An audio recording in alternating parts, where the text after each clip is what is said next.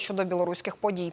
У «Голосі» ж ініціюють ухвалити постанову, яка допоможе білорусам-біженцям в Україні. Адже ті скаржаться, що тікаючи до України, не мають можливості влаштуватися на роботу. Подробиці в репортажі Василя Сафянюка. Мовчати далі немає куди. Ймовірно, що вже цього тижня в українському парламенті таки визначаться із позицією щодо Білорусі.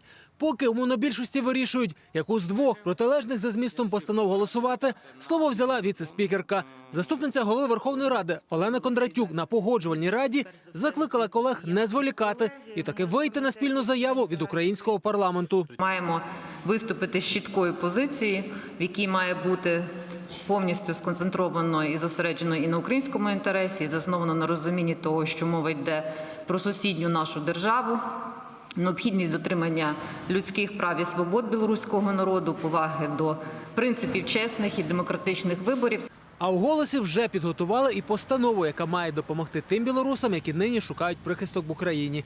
Окрім традиційних і важкодоступних варіантів, як то надання статусу біженця чи отримання дозволу на тимчасове проживання, є ще один механізм – тимчасовий захист, який має надати уряд. Схожі програми для білорусів вже зробили у Литві та Польщі. Тепер наша черга, вважають у «Голосі». З білорусами зараз це дійсно масова ситуація, де одиничні підходи не спрацюють. Тут реально потрібно якесь системне рішення.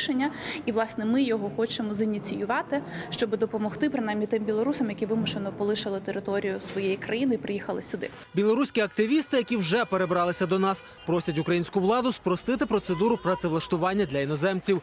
Адже без отримання посвідки на проживання в Україні вони не мають права офіційно працювати. До того ж, небагато вітчизняних компаній мають дозвіл на працевлаштування іноземців. Нині ж білоруси навіть не можуть просити в Україні політичного притулку, бо наша держава не визнала ситуацію в Білорусі небезпечною. Люди бегут без средств на существование, потому что их вынуждают это сделать. А здесь они хотят работать, но они не могут. Люди в шоковом состоянии.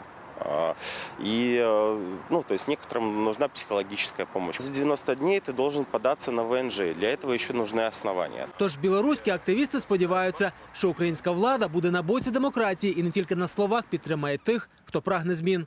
Василь Сафянюк, Тетяна Борисович, Володимир Коваленко, Ростислав Чомко. Факти ICTV.